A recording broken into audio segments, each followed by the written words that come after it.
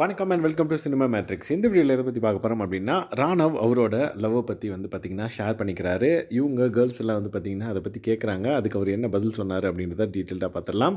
அதுக்கு முன்னாடி நம்மளோட சேனலை நீங்கள் சப்ஸ்கிரைப் பண்ணாமல் இருந்தீங்கன்னா சப்ஸ்கிரைப் பண்ணி சப்போர்ட் பண்ணுங்கள். ஸோ தட் அன்ஷிதா வந்து பார்த்திங்க அப்படின்னா, நீ பண்ணுற லவ்லாம் லவ்வே கிடையாது, நீ இனிமேல் வந்து எனக்கு தம்பி தான் அப்படின்ற மாதிரி அவங்க சொல்லி கிண்டல் பண்ணிருப்பாங்க.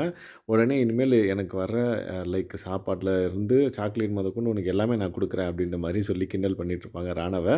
அதுக்கப்புறம் வந்து நீ பண்ணா நான் குடுக்குற சாப்பாடு இதெல்லாம் ஷேர் பண்ணி நீ சாப்பிட்டு, நீ வந்து சூப்பரான ஒரு லவ்வ பண்ணணும்.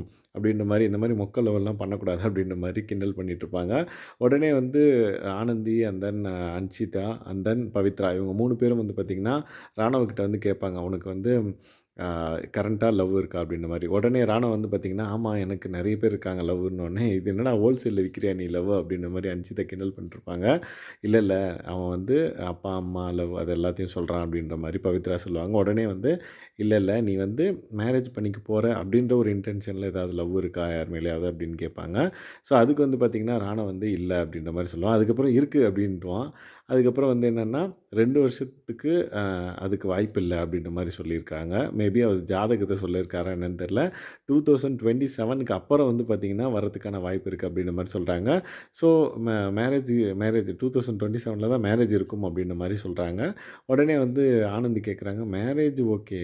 நாங்க பேசுறது வந்து நாங்க கேட்குறது வந்து லவ்வ பத்தி அப்படின்ற மாரி சொன்னோனே, லவ் அப்படின்னா 2027க்கு மேல இருக்கும் அப்படின்ட்டாங்க. அப்ப கல்யாணத்துக்கு அப்புறம் நான் லவ் வருமா? அப்படின்ற மாரி. ஆமா. அதுக்கப்புறம் செம்மையா வரும் அப்படி லவ் அப்படின்ற மாரி சொல்லிட்டுருப்பாரு.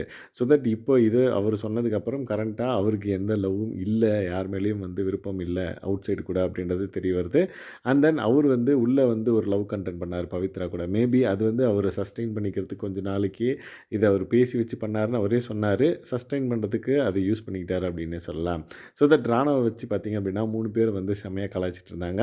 அதுல இவருக்கு வந்து லவ்வர் இல்ல. இது இப்ப இவரு சிங்கிள் தான் அப்படின்றது வந்து நம்மளுக்கு தெரியப்படுத்துது. ஸோ தட் இந்த மாதிரியான பிக் பாஸ் அப்டேட்ஸை நீங்க தெரிஞ்சுக்கணும் அப்படின்னா, நம்மளோட சேனலை சப்ஸ்கிரைப் பண்ணாம இருந்தீங்கன்னா, சப்ஸ்கிரைப் பண்ணி சப்போர்ட் பண்ணுங்க. Thanks guys. பாய்.